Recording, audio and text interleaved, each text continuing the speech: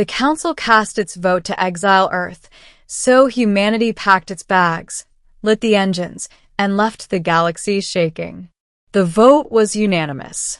For the first time in millennia, every voice in the Galactic Council rang in agreement. The amphitheater, carved into the bones of a hollowed moon, echoed with the decree. By will of the Council, Earth is exiled. Humanity is stripped of all rights, denied access to trade lanes, barred from every star within Council jurisdiction. The verdict reverberated through the galaxy. Billions cheered, millions wept, but none were surprised.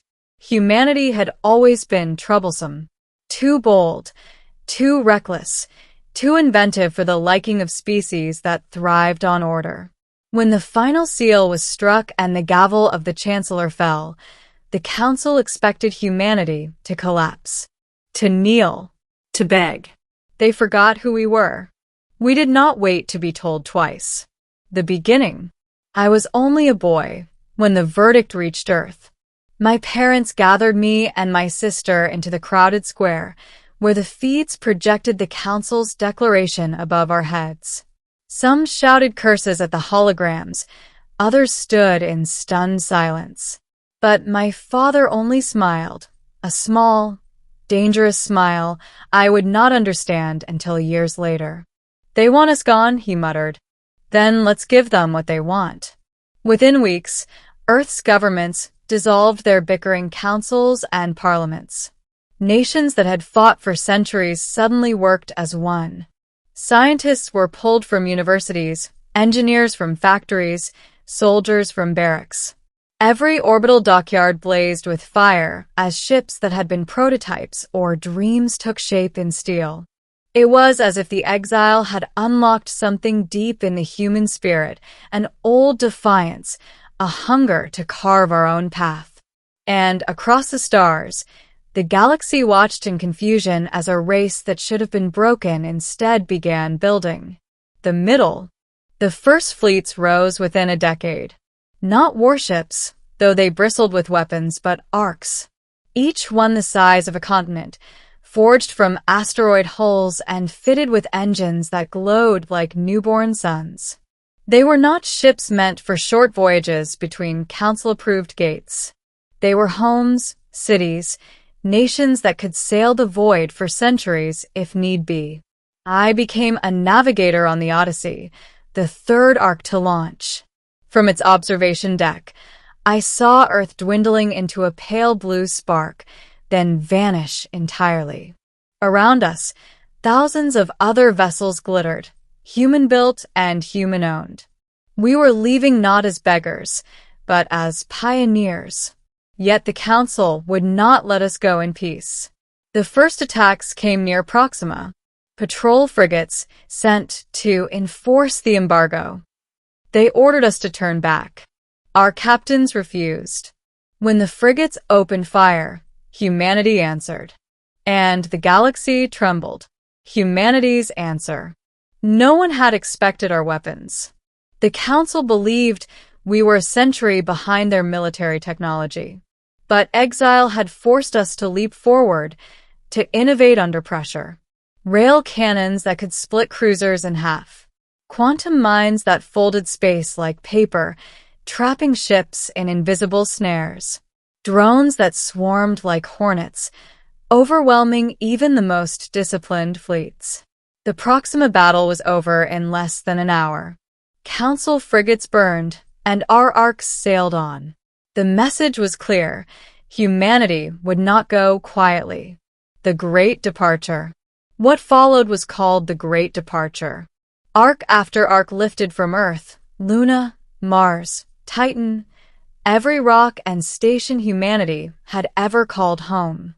By the millions we left, our ships stretching across the stars like a migrating flock. The Council tried to contain us. Fleets blockaded choke points. Tariffs were tightened, then turned into sanctions, then outright bans. It didn't matter.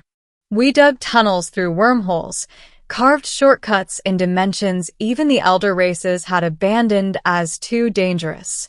We forged new gates with stolen math, new engines with impossible fuel. Every attempt to cage us only made us sharper, faster, stronger. And the galaxy began to notice. Some species watched with awe, some with fear. A few, long oppressed under council law, even began to whisper, "If humanity can break free, why not us?" The turning point, the true fracture, came at the Battle of Alera.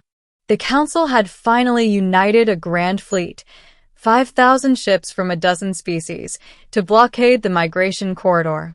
They believed no human fleet could break through. I was there, standing on the Odyssey's bridge, watching as their armadas stretched across the stars like a wall of iron. Our arc slowed, engines dimming. Silence filled the void. The Council sent their ultimatum: turn back, or be destroyed. Our answer was simple. We lit the engines. The arcs surged forward, faster than any city ship had the right to move. From their bellies unfolded wings of steel, hidden arrays of weapons we had sworn did not exist. The Council's ships opened fire, and the void itself answered. Wormhole cannons tore their formations apart. Drones swarmed like silver storms. And at the heart of it all, humanity's first true dreadnought, the Resolute, emerged from shadow, its rail cannons thundering like gods. The wall broke. The Council's fleet shattered. And the galaxy, for the first time in living memory, saw the Council bleed. The ending. After Alera, the Council no longer spoke of exile. They spoke of containment, of negotiation. Some even spoke of surrender. But humanity did not look back. We did not want their gates, their laws, their fragile peace. We sailed beyond their borders, into regions marked uncharted, uninhabitable, forbidden. Where they saw danger, we saw promise. Generations would be born and die aboard the arcs, their skies filled with stars no council map had ever named. New colonies would rise on worlds of glass oceans, twin suns, forests that breathe storms. And all of them would remember the day the Council cast its vote. The day humanity decided to leave, not as outcasts, but as explorers. Not as broken, but unbound. And though centuries have passed, the galaxy still trembles when our fleets are sighted. Because they know the truth, carved into the stars themselves. You can exile Earth. You can banish humanity. But you cannot stop us. We will always light the engines. And the galaxy will always shake. Epilogue. I am old now, my hair silver, my bones heavy with years. But sometimes I still stand at the observation deck of the Odyssey, watching the stars drift by. In the distance, I see our arcs stretching across the void, each one a jewel of fire and defiance. And I think of that day on Earth, when the Council declared us exiled. They thought it was the end of humanity. They were wrong. It was the beginning.